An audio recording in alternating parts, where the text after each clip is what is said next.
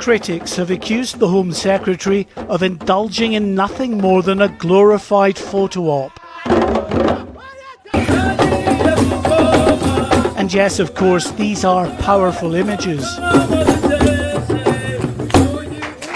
But Suella Braverman's visit here is not just about the eye-catching symbolism.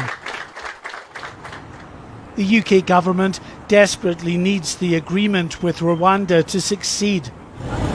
Without a third country willing to take relocated asylum seekers, the government's illegal migration bill is almost certain to stumble at the first hurdle. So a meeting with the Rwandan President Paul Kagame was on the agenda as the UK strengthens its partnership agreement.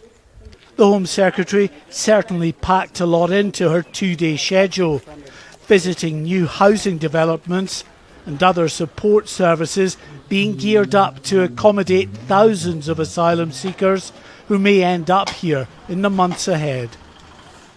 The plans still have their critics, of course. TV presenter Gary Lineker, opposition politicians and others.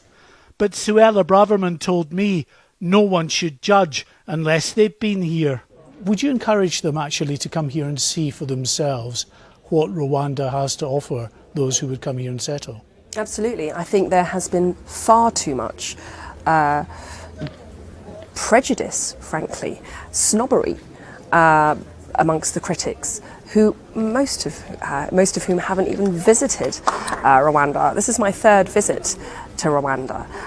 This is a welcoming country. It's a dynamic economy. So to all of those critics who display a gross prejudice against Rwanda, I tell them to visit first and then judge. An important stop-off for Suella Braverman was this huge tech hub in the capital, Kigali, home to hundreds of startups and companies from around the world. Rwanda is home to a burgeoning tech sector. The Noskin Kigali House in particular has over 200 companies, startups that are stationed out of here, also organizations that support startups, and we have more than 1,000 members. Now, 55% of these are from other African countries. The Kepler Academy, high in the hills over Kigali, another example, says the Home Secretary, of the many education services Rwanda can provide asylum seekers. This well-established, well-respected local university has already committed to ensuring up to 25% of the students enrolled here will be refugees.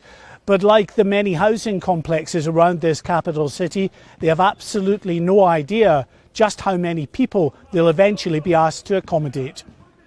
For in truth, the Home Secretary doesn't even know how many asylum seekers may eventually have to be sent here. It could be many thousands, but Home Office officials are quietly hoping that just like the Australian initiative against the small boats, once they finally start relocating asylum seekers, the people smugglers' business model will be broken. It's a big gamble, and this country is a vital component. Mark White, GB News, in the Rwandan capital, Kigali.